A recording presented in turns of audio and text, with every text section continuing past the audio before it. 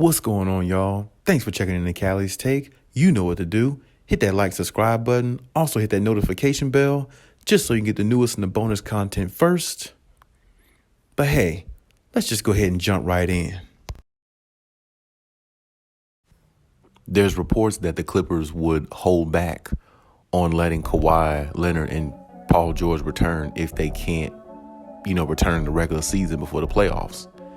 And, I always say, in my mind, if the player can play, let him play, especially if you have great players like that, especially Kawhi Leonard, the great player that he is, you definitely want to give yourself an opportunity to win a championship. So if it's a go with him, I would personally, let him, go, let him do what he feels best for him and his body and what he thinks is best, for the situation, because, the opportunity of winning a championship is waning. And, that's just me personally. But I can, be optimistic about it and see their side and their point of view from it. You want those guys there for the long term. You don't want any long-term effects. You don't want any long-term injuries or lingering injuries or re-aggravate any injuries and, potentially put yourself out of, position to win a championship or make it to a finals a couple of seasons in a row. Because I definitely think if Kawhi and PG are healthy, they can go to the finals at least 2 times, with this team. Whether they win both times, I definitely think they can make it to 2 finals with this team, just because this team is so loaded, so deep, and, they got a lot of chemistry, and they've been through a lot, and they've been through injuries together, and they've been through the ups and downs together, and they've done it in such a short time. I feel like this Clippers team has been through more than what the Clippers team several years ago had with Chris Paul, Blake Griffin, and DeAndre Jordan. I feel like this team has been through more. I feel like this team is a lot closer too. That team there was really good, but a lot of talent-wise, but there was a lot of egos, and it wasn't as much chemistry as this Clippers team has. So everybody knows this Clipper team really has the opportunity to win a championship and hold that banner, for the first time in that part of LA where it's never been held at. And, I definitely could see why the Clippers GMs and the organization and maybe even Ty Lue is looking at it that way, because, if the Clippers don't get to the 6th seed, which is kind of looking a little far out now, simply because they lost their last 2, and it's still an opportunity to do that, but of course they need to predominantly win out, or win a lot more than they lose. And if they have to go into the play-in tournament, you're asking Kawhi Leonard and Paul George to come out there and play a game that's winner take all, almost like a game 7 in the playoffs, and they haven't had no rhythm. You see what I'm saying? And almost to a degree, if you look at it from this standpoint, if both of them hypothetically came back at the start of a play-in tournament, if that's where the Clippers land up at, it's almost as if they can disrupt, the Clippers' rhythm, the rhythm that the Clippers do have. You see what I'm saying?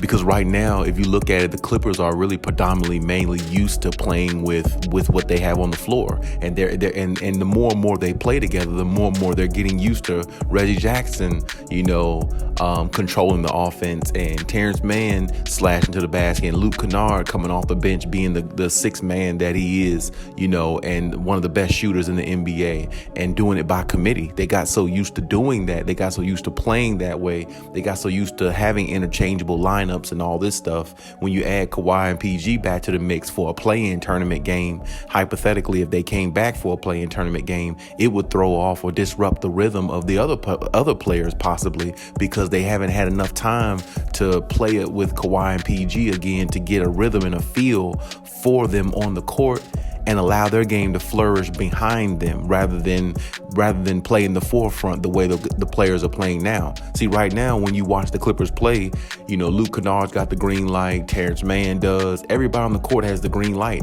Any given night, it could be any guy that can go out there and drop 20 plus points, 25 plus points. But whereas when Kawhi and PG come back, that opportunity won't be there. You have to take the minutes that you get, and you have to be productive with the minutes that you get. And that changes when Kawhi and PG comes back. So to ask them to come back in a play-in tournament or a playoff game with really no rhythm, while the other guys are in rhythm, you're taking away from their offense because they're used to playing by themselves without Kawhi and PG. And you're asking Kawhi and PG to go out there and put the team on their back when their knees are messed up and their shoulder or their elbows are messed up, in a way of speaking. So it's like, you're putting a lot of weight on guys with injuries to their bodies, and it really could hurt the team even more so in regards to chemistry, because like I said, Kawhi's not going to have no rhythm if he comes back in round 1 or the play-in tournament. PG is not going to have much rhythm if he comes back around that time either. And people may underestimate, but when you think about Kawhi's injury, it's very, very delicate. It's an ACL. It is a partial ACL tear, but it is a delicate injury. But people are not realizing Paul George's injury isn't really one to take lightly either, because that's his shooting elbow.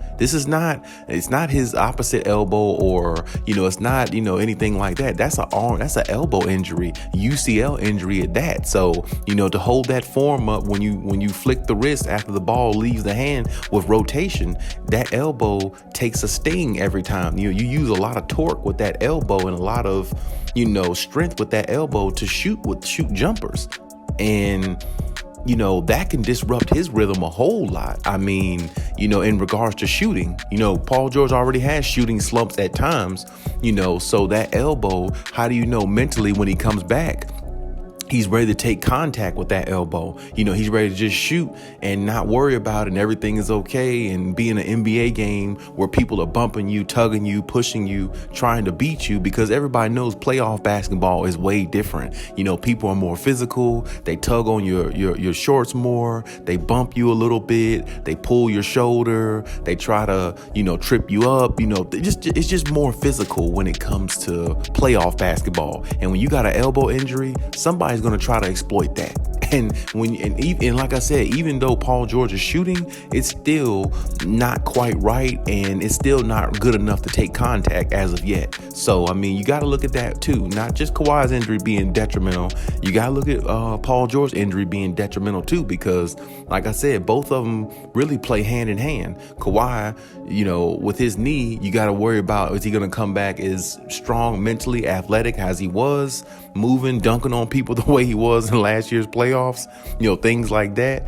And then you got to worry about Paul George's elbow. Is it ready to take contact? If somebody tries to hit, a lot of times there's situations where you're shooting a 3 and somebody taps your elbow when you shoot. That little things like that can aggravate it, because it's an injury that really possibly needed surgery, and maybe they just rested it enough to where they feel like it doesn't. But at the same time, it still can, re-aggravate very easily, probably just as easy or more easily than Kawhi Leonard's injury can re-aggravate. So, it's a very tough decision there. So I definitely see why the Clippers definitely want to, be precautious with these two players, because this is their future, and they mortgage everything for their future, which is these two players. And, having them for the long term is what the Clippers are looking at, rather than just having them go into a play-in tournament where they might get injured again, and now they might be out all next season. So, it's really, really possible that they're thinking if they don't make it back at a certain amount of time, it's no need for them to, get them back on the court no time soon. So as far as Kawhi Leonard, as I said in my previous video, definitely got to see him, get some reps in regards to some physical contact. Same thing with Paul George, and see where they progress from there. I'd say within the next 2-3 weeks, if we don't see them on the court, then I would say it's more of a high question whether they would actually come back or not, because in 2 or 3 weeks, the season would only have a week or two left after that, and they would need at least the last 2 weeks of the season to kind of get a little bit of a rhythm and feel for themselves, to see whether they can come back and play at a high level and pick it right up where they left off. So, and especially Kawhi Leonard, because he's been out the longest. Paul George did play some this season, so maybe it wouldn't take him that long to get back into his rhythm, but it might take Kawhi just a little bit longer to get back in his rhythm. But me personally, if Kawhi Leonard came back out there in 2 weeks, I don't think it would take him that long to get back in the rhythm. I just don't. I feel like, you give Kawhi Leonard about 3 weeks to a month, 2 or 3 weeks, something like that, I think he would find his rhythm and find his way getting back to how he was, because he's just a determined type guy, and he's not a top 75 player for no reason. He definitely knows how to play basketball. And one thing about Kawhi, he may come back with no rhythm possibly and only score like 22 points a game, with no rhythm, something like that. But remember, he's so good on the defensive end too. He makes plays on both ends of the floor. So it's like he's effective either way. So he's definitely a valuable piece regardless. So, when you look at it from that standpoint,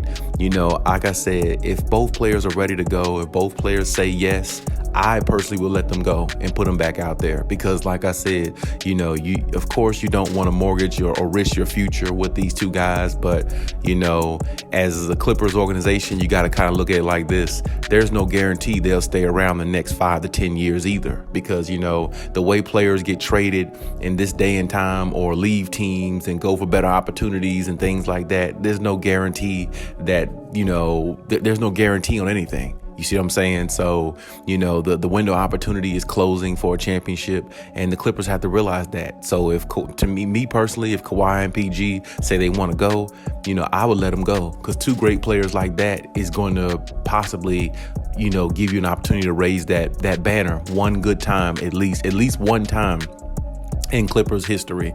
They can give you something that no other Clippers ever given you, which is a championship, especially Kawhi Leonard, because he definitely, shown he's great enough to do that, and he's definitely shown that he's a top 75 player, and it's the reason why he is a top 75 player. So, to me, when you have great players like that, you let them go. You let them do what's best for them. You know what I'm saying? And and like I said, why not go all out in the playoffs? You know what I'm saying? I know it sounds kind of crazy, but like I said, there's no guarantee for next year. You never know. Maybe the Nets might get a fourth best player, or maybe the Philadelphia 76ers might get a third superstar or something like that. Or maybe, you know what I'm saying? It's hard to say that you could just go into another season and just go out there and dominate when teams make moves in the offseason and teams get better in the offseason just like you do. So it's like, when your opportunity is there, you got to try to take it. That's all you can do. Because you never know if the opportunity is going to come back around. You never know if an injury comes around again in mid-season next year. Hypothetically, if they sit out Paul George and Kawhi Leonard, because they can't return in the regular season, and they let them and they try to, punt this season away and go in the next season. Well, how do you know Kawhi and PG possibly might not get hurt next year, or they might miss some key components on their team next year, like, Luke Kennard and players like that, and Reggie Jackson? You can't really predict anything. You know what I'm saying? So, just, letting people sit out and things like that and punting seasons away, I really truly just don't believe in it, because to me, you got to go for it all when it's there. And last year really was their chance to win the championship. They didn't do it because Kawhi Leonard got hurt and they couldn't make it that far. And I definitely understand that. The only problem is, like I said, last year was their time to win it. They didn't. But this year, to me, was their year to win the championship, because I knew that LeBron James, we all know LeBron James is a lot older. Anthony Davis is going to be injury prone. They only did that in the bubble because it benefited them the most. And Kobe Bryant passing, God rest his soul, definitely motivated them to push and try to win, because they had so much on their shoulders and the city was riding on them to, kind of make it everything better. And it was only fitting that the Lakers won that bubble. Just because of everything that was going on, pandemic, Kobe, all that stuff, and LeBron's getting older, how many more opportunities he has to win a championship, all that stuff. We get that. But this year, we knew LeBron James is a year older. Anthony Davis is injury prone. Russell Westbrook is not a championship caliber player. The Warriors are good, but we didn't know how Klay Thompson would be when he came back. And Klay Thompson hasn't been himself so far, and it's taken him a lot longer to get in the rhythm than I thought it would. I think that could hurt them, whether Draymond is back or not. And the Phoenix Suns are really good, but nobody really trusts Chris Paul in the clutch. I know I don't. Devin Booker's really good, and Ayton is really good, but they're really a young team overall, so they can be had in the playoffs. Paul George, I mean, the Clippers almost beat them last year without Kawhi Leonard. I mean, that if that tells you anything. So my thing is, this was a year to me for the Clippers to make that run at that championship, because I don't really feel like next year they'll be a really dangerous, scary team, but I feel like there might be some moves made in the offseason that can offset that. You see what I'm saying? So you got to look at that and you got to seize the opportunity. You know what I'm saying? Who knows? Let's say the Brooklyn Nets get another player, hypothetically. Now you got KD, Kyrie, and then if Kyrie in the mandate goes away, now KD and Kyrie are playing at a high level every game. So it's like, and then you got the 76ers, how good they are. They're going to be better next year. It's just hard to really predict when you do all those type things. So to me, the opportunity is here. If Kawhi Leonard and Paul George say they want to come back, you need to let them come back and give it a try, because this is their opportunity to win a championship. I don't see nobody in the West that can really deal with them. I barely could see anybody in the West that can deal with them without Kawhi and PG. They are a handful without Kawhi and PG. They have given everybody in the West fits every time they've pretty much played them. I mean, the Warriors did beat them last night, things like that, but at the same time, they have really played everybody hard without their two players, and they've made some dramatic comebacks in games so many times this season. This team is ready to do it now. And like I said, I wouldn't hold no restrictions back on either one of the two players. If they say they're ready to go, you need to let them go out there and do their thing, because this, like I said, last year was the year to win it. You didn't because of injury. Well, don't punt this season away if you don't have to. Let them go out there and do their thing, and let them try to win it if they're healthy enough to do it. If they're healthy enough. If they're not healthy, then of course don't do it. If they're not healthy, I understand, but like I said, don't keep banking on next year, because a lot of teams have done that and they never won a championship,